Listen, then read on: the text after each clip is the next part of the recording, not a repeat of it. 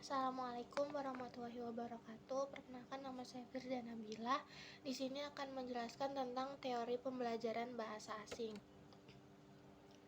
Masuk dalam pengertiannya yaitu teori pembelajaran bahasa asing adalah kerangka kerja konseptual yang merinci proses, faktor, dan prinsip yang mempengaruhi pembelajaran serta penguasaan bahasa asing oleh individu. Memahami teori-teori ini membantu para pengajar, pembelajar, dan peneliti untuk mengerti bagaimana orang mempelajari bahasa asing, faktor apa yang memengaruhi keberhasilan mereka dalam memahami, berbicara, membaca, dan menulis dalam bahasa tersebut. Lalu ada grammar translation, yaitu metode grammar translation atau metode tata bahasa terjemahan adalah salah satu metode pengajaran bahasa yang lebih tradisional yang biasanya digunakan dalam pembelajaran bahasa asing. Metode ini menekankan pemahaman terhadap struktur tata bahasa dan terjemahan teks-teks dari bahasa asing ke bahasa ibu atau sebaliknya.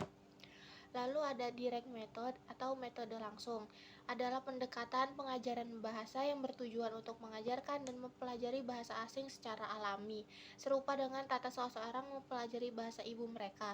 Metode ini menekankan penggunaan bahasa target atau bahasa yang dipelajari secara langsung dalam pembelajaran, dengan sedikit atau tanpa menggunakan bahasa ibu sama sekali. Lalu ada audiolingual method atau metode audiolingual adalah pendekatan pengajaran bahasa yang menekankan pada penggunaan mendalam atas aspek lisan dan mendengarkan atau audio serta struktur bahasa lingual. Pendekatan ini seringkali dianggap sebagai pengembangan dari metode terdahulu yang dikenal sebagai grammar translation method. Lalu ada total psychical response, yaitu metode dengan pendekatan pengajaran bahasa yang didasarkan pada penggunaan gerakan fisik atau tubuh secara total sebagai cara untuk mengajar dan mempelajari bahasa.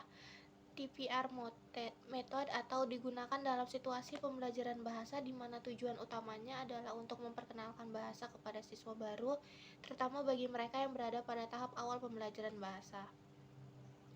Lalu ada natural approach, yaitu merujuk pada salah satu metode atau pendekatan pengajaran bahasa yang menekankan pada pembelajaran bahasa secara alami, mirip dengan cara seseorang belajar bahasa ibu mereka. Pendekatan ini mengacu pada pemahaman bahwa manusia memiliki kemampuan bawaan untuk mempelajari bahasa dengan cara yang alami dan organik. Lalu kesimpulannya, dalam konteks teori-teori pembelajaran bahasa asing terdapat beberapa pendekatan yang menekankan aspek yang berbeda dalam proses pembelajaran bahasa. Dengan memahami berbagai teori pembelajaran bahasa asing, pengajar dapat menggunakan beragam pendekatan dan strategi untuk menciptakan lingkungan pembelajaran yang mendukung dan efektif bagi siswa dalam mempelajari bahasa asing.